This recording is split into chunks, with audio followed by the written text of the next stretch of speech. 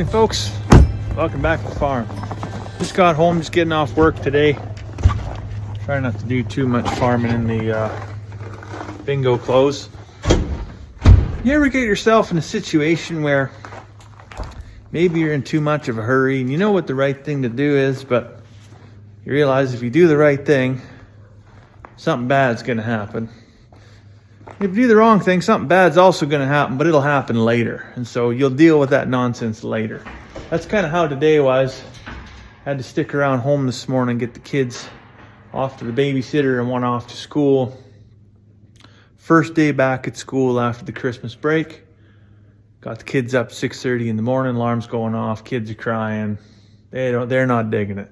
We should have stuck to the schedule during the Christmas break. We did not do that. And so undisciplined, unprepared children are just an absolute puddle at 6:30 in the morning. And it's about 7:45 by the time I get them into the truck and out the door. And I'm looking at the big white dog and thinking, if I just close the gate at the end of the driveway, he probably won't get in any trouble, right? Anyways, wife gets home and says, why didn't you put the dog away? He's been in with the sheep all day, manhandling them. So we're gonna go check the sheep. There's a bunch of them that are coming. They seem okay. But it's not these ones I'm worried about. It's whether or not there's one laying dead in the shelter or something from being manhandled by the dog. So I gotta go check just in case, because if I tried to count all these, they would just mill around and move and I would lose count within 1, 2, 3, 4, and then who knows how many I got.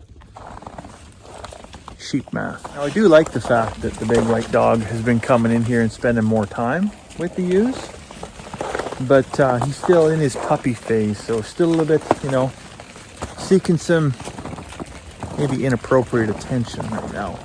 Well, good news. No carcasses in there, no cadavers. He's just going in there to hang out with the ladies. But there is a spot on the fence here where he's putting some pressure on, jumping in and out.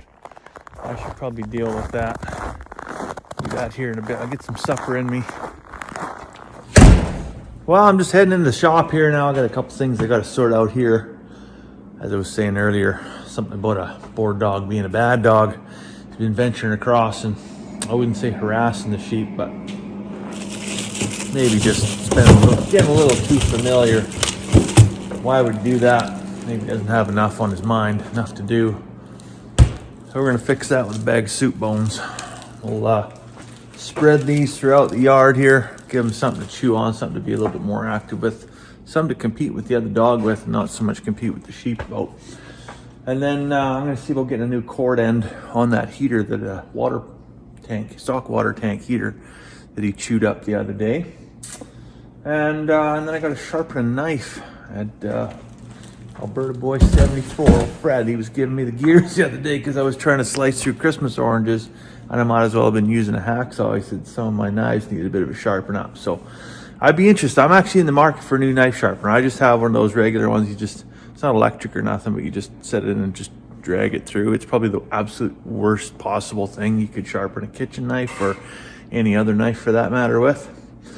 That's what I have. But anyway, so I'm in the market for another one. I was looking on Amazon here recently. The best thing that the internet is saying I should buy is about $239. It's an electric one.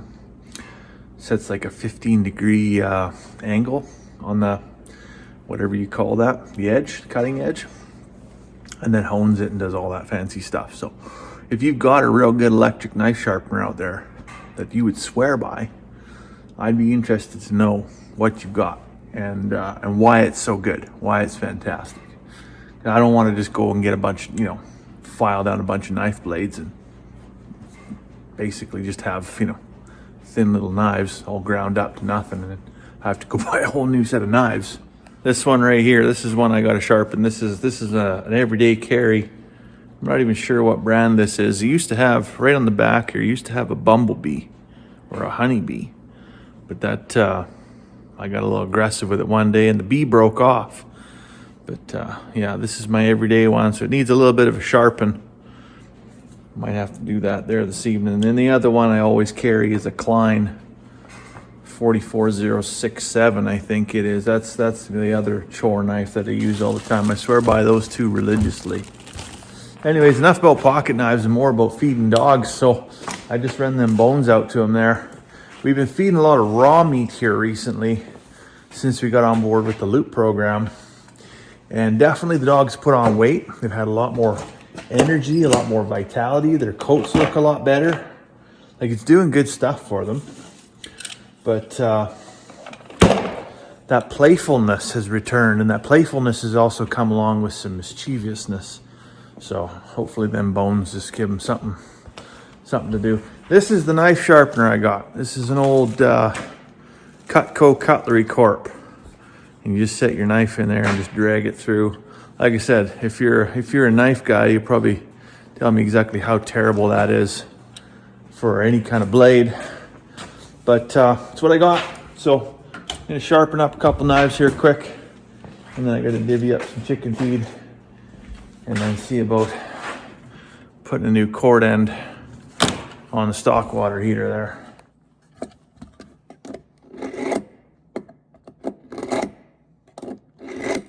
So by comparison to my old dependable here, I got this from a garage sale out in Hythe. It was an estate sale for an old timer. So you know it's good. This one here, this is not an everyday carry, but it's an everyday use. I use it to open up bags of salad and whatnot, and loaves of bread, and just all kinds of stuff we get from the grocery store, because I don't really care what happens to it. This is one I got from, I think, PV Mart, like probably 20-25 years ago, made in Pakistan. And if you just look at the blade, look at how warped that thing is. It's actually, like, I don't even know if I used it for a screwdriver one day or a pry bar for, I don't know what, maybe I was trying to open a bottle of beer or something with it, but yeah, bent the blade right where it hinges right here. So made in Pakistan. You know what that's good for? Opening bags of salad, and that's about it. Well, let me tell you, just coming from the chicken house, got today's haul of eggs. We've had this up and down thing. Of course, it's that time of year, right? Winter time, weather fluctuates, humidity fluctuates. Chickens decide, well, do I really want to lay eggs or not? Lots of stuff I don't want to do. I don't blame them.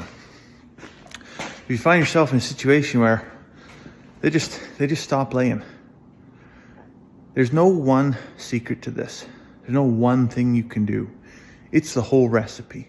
Today was calcium. Like, they had all the fresh bedding they needed. They had all the protein they needed.